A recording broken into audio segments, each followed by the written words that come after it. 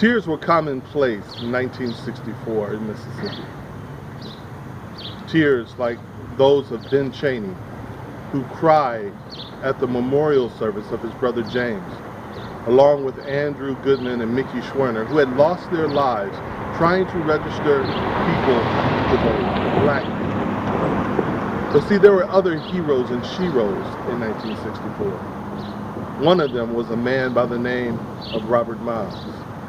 Now, Robert was a strong man, and tears were not something you would normally see in Robert, but these tears were different. No, it wasn't tears of pain or suffering or crying. These tears weren't flowing freely, they were forced out. See, it was late Sunday night, July 26th. 1964. Well, really, we could call it July 27th, 1964. And he was laying in bed sleep in his home with his family and with the other civil rights workers who had come in for Freedom Suburb. His home, which you could really call the Miles Motel, because he had 5 civil rights workers working with him, living with him, as well as his family. Perhaps it was the fear. Perhaps it was just being in the movement long enough to know that you can't sleep well. But that night, as he was sleeping, he heard a car rolling by. And as he woke up from hearing that car, he got up and he walked over to the door. It was a hot night. The doors were open, the windows were up, hoping for a smooth breeze just to give a little comfort to those who were sleeping in the house. He looked to see the car, but didn't see much of anything, and he heard what he thought was maybe a brick that landed on the house and rolled down, and he heard the car speed off. It looked like it was a Ford, maybe a 1962 model. All of a sudden, he smells something that's like smoke, but it's not smoke at all. As he goes back into the house, all of a sudden his eyes start to tear up and he begins to choke, and he realizes that this smoke isn't a fire smoke, it's something else. Quickly, he begins waking everyone up out of the house, getting them out of the house, coughing. His wife wakes up and grabs their 4-year-old son, Vernon, wraps him in a blanket and carries him out, coughing, as they all exit out of the front door. All 10 of them. Moments later, they realized that they had just been attacked in the night. Now, these weren't ordinary tears. These were tears that were forced out by gas.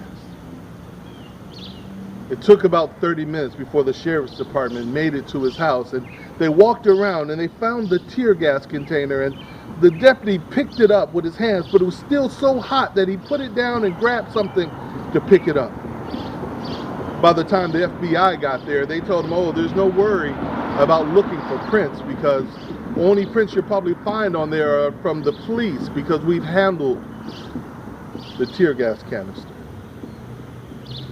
By morning, SNCC workers, people from the Student Nonviolent Coordinating Committee, started to come around the Miles house, and now that the tear gas had calmed some of their eyes, there they were. One young man from New York by the name of Jim Cates wrote in his journal, and he says, what do you say to a woman who is sitting on a couch crying? What do you say to a man whose house has just been bombed with tear gas?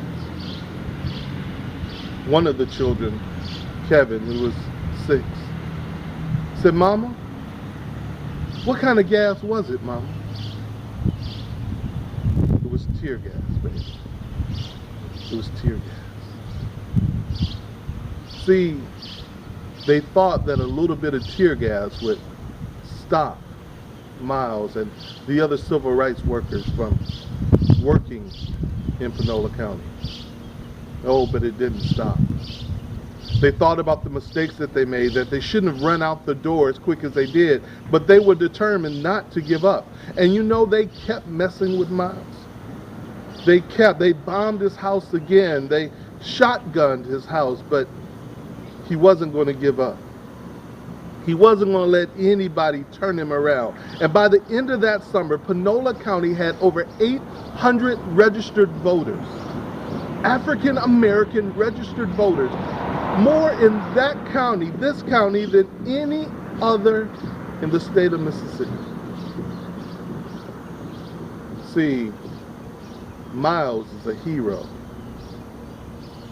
And we remember, as many others would also sing, ain't gonna let nobody turn me around. I can see him changing the lyrics.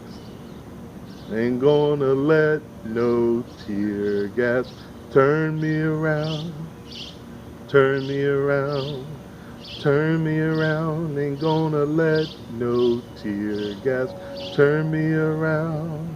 Gonna keep on walking, keep on talking, moving on to freedom land. Robert J. Miles,